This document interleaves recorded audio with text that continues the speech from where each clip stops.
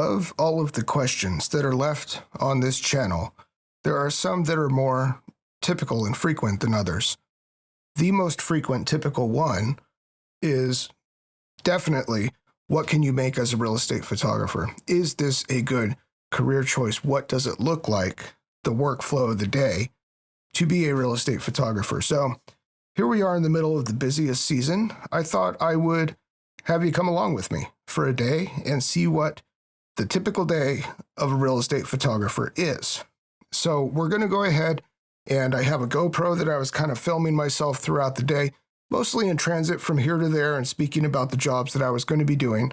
I'll be rolling in finished images of those jobs throughout, and then I'll come back afterwards and we'll talk about how much money I made that day. Good morning, everybody. It is just before 10 a.m. on May the 2nd. Wanted to do this video to show you what the day in the life is of a typical real estate photographer during busy season. Now, I'm taking a bit of a liberty saying typical because I know that that is what I am, in that I am mostly a solo operator. So I'm a solo shooter. With rare exception, if I get too busy, I will hire in some extra shooters. Also typical in this industry is that I am outsourcing my editing to Asia.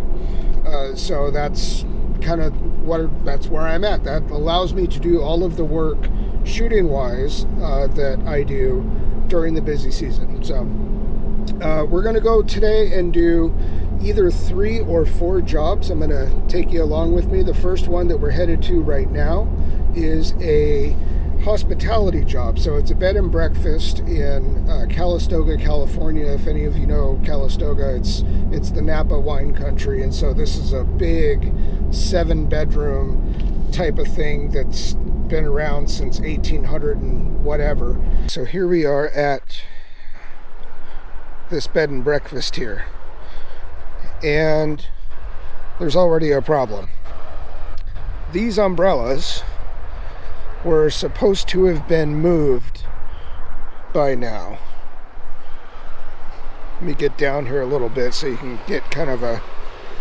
So this is a really neat property, big historic home. See, these umbrellas that are down here, one of the main reasons why I came back today is because they were going to be moved up here to this patio area. So the umbrellas were going to be moved here. So I guess I'll do the rest of what I can do. Come over here and show you what I've got over here. Am I still recording? I think I'm still recording. So this is my Super Duty pickup, and I have it upfit with this rack that pulls out, which is pretty handy, so I can get all of my gear. So I'm going to get my gear out, meet you inside. Okay, so I unloaded everything I need from the truck. I asked about the umbrellas. There was a lot of finger pointing between the house staff, but suffice to say that it's not going to happen today.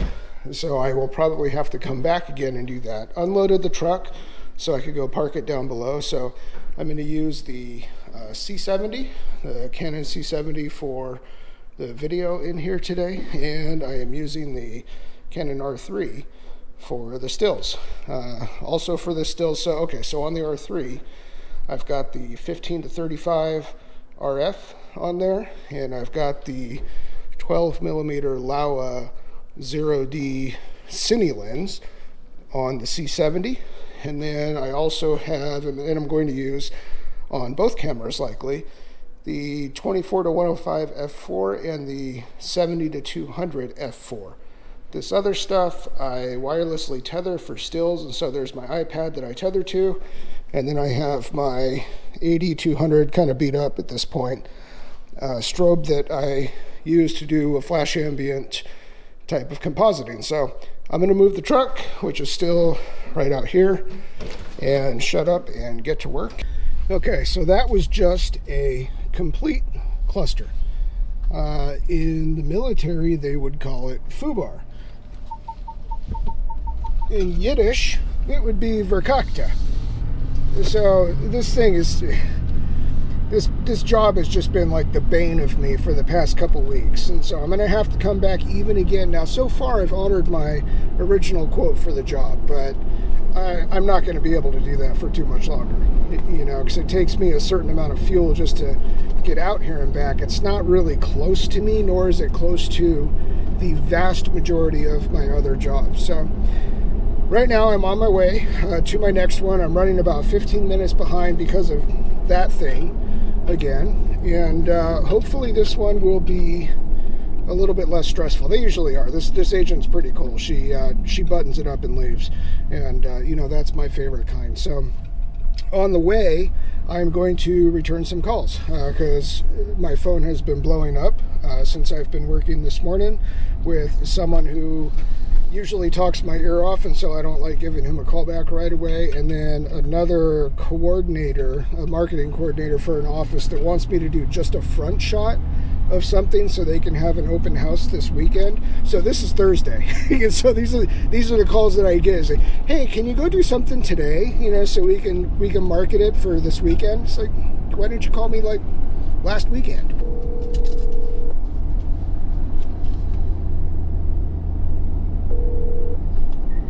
Hey, Brian. Hey, what's happening? What's happening there? Well, nothing much. I missed a call from you. What's up? Oh, yeah, I got, so the Daywalt drive that I never got to put on the market, the guy went to Hong Kong and he shot it already. Oh. We got the tenants out and they've painted the interior to give me some fresh inside shots for the property. Yeah, when do you think that would be? It'll be ready by, I think it's next Saturday it's being cleaned, so the following week. Okay. Not next week, but the following week. Yeah, that shouldn't be a problem. You know, and it could be coordinated like right around another, because it won't, I just pop in, I'll give you the gate code, give you the lockbox, or I'll put a lockbox there for the keys, and you just go in, get the shots done at your convenience. So how big is that one? That's just that little 2-1 and 1-1 right next to each other, Daywalt, corner Daywalt 116, little duplex. Yeah. And I have keys to both doors, and I'll put them, in fact, I'll probably put a lockbox on each door, so you can just use the key to each door. Okay, cool. Yeah, shoot me a text and just, you know, with the address and everything, and I'll go ahead and ping you back with different dates. Yeah, and then I'll get you the gate code, too, because you had to enter the gate. Oh, yeah, I know which one that is now. Okay. 4321. Yeah, that's the one. There was the hippie girl that was living there, and yeah. Everybody's out now. We did the flooring, we took the raised floor out, and so I want to get those pictures changed out. All right, yeah, very good, no problem. Awesome. And so hopefully it won't be like a full package shot, but whatever you can do. Yeah, I mean, you know, I don't know what it looks like till I get there, but yeah, we'll get it done for you. Yeah, okay, right on, Brian. Thank you. All right, yep. Okay, all right, we'll catch you soon. Okay, bye. That actually was a pretty short conversation for him. 10 and then what? The umbrellas were still out front, so they were supposed to be up on the patio. So I gave Carlos a call. You know, his mom was there cleaning, and he proceeded to throw his brother under the bus about it. You know, he says, my brother was supposed to do that, and he didn't do it, and I'm in Napa. I'm like, okay, well, you know, I'm going to have to come back anyway. So I got everything else done except just that patio area. Did we get shots with the pool and jacuzzi with the umbrellas up there still? Yes, I got all of that. So I think the only thing I have left to do is the patio area with the umbrellas at the patio. So well, why don't they just buy more damn umbrellas? You know? Wow. Yeah, this is the story of my life here, man. Like the things I've had to like get a permission to buy, or so I have a company credit. So I did the lamp, you know, thing that they wanted me to do, but the lamps have to be put back kind of where they are. So just moving them between bedrooms, you mean? Yes, correct. So you got the shots though. I did. Yeah. Okay. I got, like I said, I supposed to move those for you. Oh, well, well, that didn't happen, so. Well, hey, you know what? Just whatever. You know. This is my entire job, though, is literally just chasing other people down to do theirs, and I sent them detailed lists and notes. I checked in again last night. And, Thanks. So I have now a mountain of photo and video footage, you know, and all that. So I really at this point should probably sit down and just kind of digest everything I have and anything I don't have anyway. So if I'm going to go back there anyway to get shots of that patio with the umbrellas, on the other end of me seeing what exactly I do have already, it'll give me any ideas if I need to go back and get anything else, you know. Okay. But thank you for doing that. I'm sorry. No, don't worry about it. But you know, we're squared away. It's cool. We'll get it done. We'll cross the finish line sideways on fire, you know. Oh, it's so annoying, man. If everyone could just... All right, so this area that we're in here is the Fountain Grove area of Santa Rosa. In 2007, there was a huge fire. We have a lot of wildfires here in California. The Tubbs Fire, and it destroyed pretty much this whole region of the city. So in the North Bay, there were about 10,000 homes lost in total. Most of those have now been rebuilt. I've been working around this area a lot in the past few years as these homes are being rebuilt. And I don't exactly know what this is that I'm going to yet, but like I was saying before, I know this agent is a flipper. She's also a builder, and so it may be a newly built home, or it could be one of the few survivors in this area. I mean, you can see there's still a lot of construction going on here, so we'll see what we got. Private road, pulling up to it here. So it is now just afternoon. It's like 12:15. I was at that first place about an hour and a half or so, hour and 45 minutes. So she tells me there may be some workers still here, but just shoo them away. That's always awesome when I have to shoo workers away. Let's see. This is very pretty out here. And these homes are really expensive. Like 7 figures starting with something other than one, usually. Gonna have to move the truck. So it looks pretty new. This is something that is, this is her. This is what she does. Everything's black. Glass. Very modern. This is certainly a brand new build. So this door right here, I can already see doesn't have hardware on it yet. And that's another thing that this crew does, is there oftentimes is unfinished things that I kind of have to be mindful of as I'm photographing. So, you know, so I'm going to get this door without the hardware right there. Try to shoot this room at different angles, kind of like this, so we don't get that. So, all right, I'm going to move my truck somewhere, because right now it is in the middle of every shot. I'm not going to lie, I typically don't like these big giant houses because I think they're obnoxious, but in this case, okay, my Super Duty not only fits in this garage, but it has, I mean, I could pull it all the way up to here and probably get another car behind it. So that's pretty appealing for this one.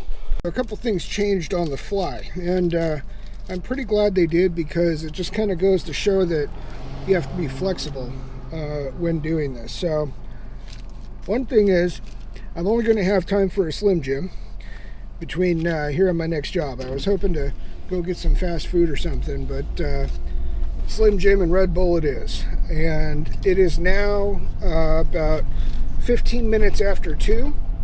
I was going to see if I could shoot that mobile today between the one I'm just coming from and my shoot at 3, but the agent actually texted me and said she has to push it back about a week anyway. landscaping isn't done or something like that. So I'm glad I didn't go there, but it just kind of goes to show you that you just got to be flexible. You know, stuff kind of moves and shakes in real time. So what I'm going to do now is give a call back to the marketing gal at the Remax firm that called me to see if I can swing by and take just an exterior shot of some other property, because I think I have enough time to do that now. So because now I didn't have the mobile to do, and I couldn't get in touch with the gal to do the front shot of that other one she was asking about, I'm actually ahead of schedule now. So I was about 15-20 minutes behind going into the last one, and even though that one lasted a bit longer than I thought it was going to do because I'm not doing those other things,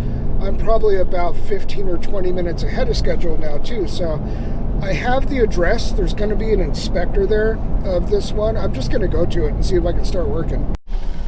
Okay, so here we are, going to be pulling up to our last shoot of the day. So this is more of a suburban neighborhood, small houses, inexpensive.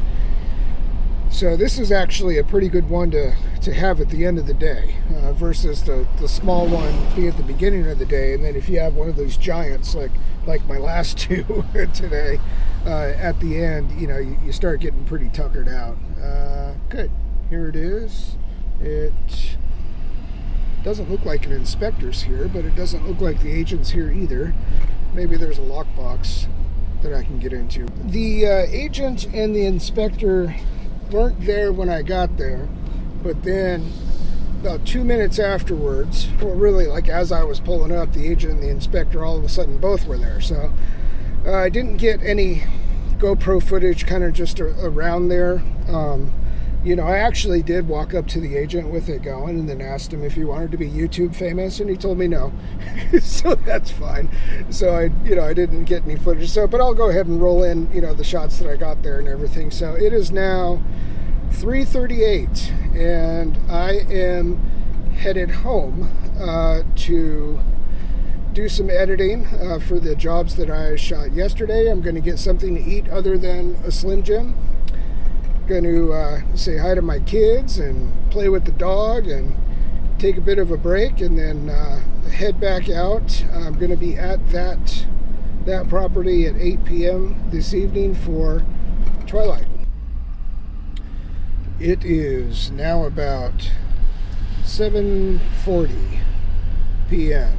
and I am heading back out to shoot twilight on the last house that I shot this afternoon at about 3. So in the interim, I edited for, I don't know, an hour or two maybe, and delivered all the jobs that I had yesterday. And for another hour or two, I had dinner and saw my kids and my dog and all of that. Now I'm headed back out. Twilight's going to be at about 8 p.m. tonight. And then I'll get home, I don't know, by 8:30 or so. And I'm pretty much done for the evening at that point, because I got all my editing that I had to do done. And I dumped all of the files from all the jobs that I was shooting today to my editor. Holy shamoly, that is a giant dog. I would not want to be picking up man-sized turds. You know. And I'm not gonna lie, I'm pretty tired. So this is the end of a very long day, and I am going to be looking forward to sitting on the couch with my wife and watching a couple shows maybe tonight, and then I get up and do it all again tomorrow. So here we are back, and like I said, I'm going to tell you how much money I made that day. And it was actually a pretty good day to show this, because it was very usual for things to not go exactly like you had planned. So I'm not going to spend a lot of time on this. Instead, I might save it for another video. And that is how I dealt with those types of situations on the day, other than to just say the number one rule of doing this job is don't be a putz. Okay, you saw how things didn't quite go what I thought they were going to go like, and there were some problems that I had to address during the middle of the day. But because I wasn't a putz about it, that's what keeps clients calling me back and what keeps them referring me to new ones. And I get new ones all the time. So let's get on to what I made that day. And I've got my little cheat sheet here. So the first job, the bed and breakfast, that one, like I'd said a few times, is a bit of a flyer. I have to kind of dissect what that part of the job is probably worth. So I would say it's probably about $400 that I made on that job. Just that part of it right there. The next one, the big new build house, big luxury new build house. I did stills and aerials. No twilights on that one, but I charged and received $465 for that one. And the third one, the smaller house, it is smaller, but I did do twilights on that one as well. And I received $440 for that one. So there are some hard costs, okay? And I've deducted those. These are going to be different from everybody, but you know, my diesel pickup truck isn't exactly the most economical of vehicles. So I've got fuel costs there. I do outsource my editing to Asia. And so I've got costs for the editor. And then also I amortize all my gear over however many jobs I think they're going to last me for. It's usually several hundred. So that's a very small cost per job. But all of those things on the day, I estimated to be about $185 on that day. So if you take that from the $1,305 that I charged and received, you get $1,120 for that day. Now, the time involved, okay? I was on the road just after 9, and I was back at home just after 8. So that's 11 hours, okay? But there was that time in the middle of the day where I was home and I was editing for a couple hours, but then I was also hanging out for an hour or so, you know, just eating and with the family and such. And so it was about a 10-hour day. And so I'm calling these jobs complete within that 10-hour day because I was editing the ones from the previous day, which very well could have been these. And so that's how much time I have total into these jobs to earn $1,305. So you make the call. Is it worth it? $1,120 for 10 hours worth of work. I know this is kind of a sliding scale, but I wanted to give you some real numbers because it's hard to get those from people when you're, you know, just out looking at what people are actually making. This is a pretty typical day in the busy season. This is not like a super high earning day, and it's not a low earning day either. This is probably high average for this type of work for this type of year. So the only other thing to keep in mind with this is, okay, you can extrapolate this out and say, oh, there's so many days in a month. Dude, you're making like $250,000 a year. Well, no, not on this, because like I'd said, this is a very seasonal thing. So we're right in the middle of the busy season. This is how much I make on real estate photography in the spring and summer. Okay, but in the fall and winter, it's not that much. And so that doesn't mean that you can't make any money. It just means you may have to either accept less money or you have to do other types of photography to supplement that during those slower months. My dog's barking at I don't know what. So anyway, if you got any value from this video, please subscribe to the channel. It really helps me. So if you got any value from this, it would really help me out if you were just to subscribe to the channel and comment and engage and let me know what you learned or if I missed something.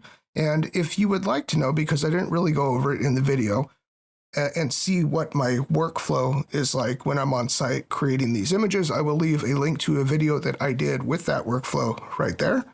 And addressing one of the other main questions that I get on the channel, how do I get clients? I'll show you how to do that right there.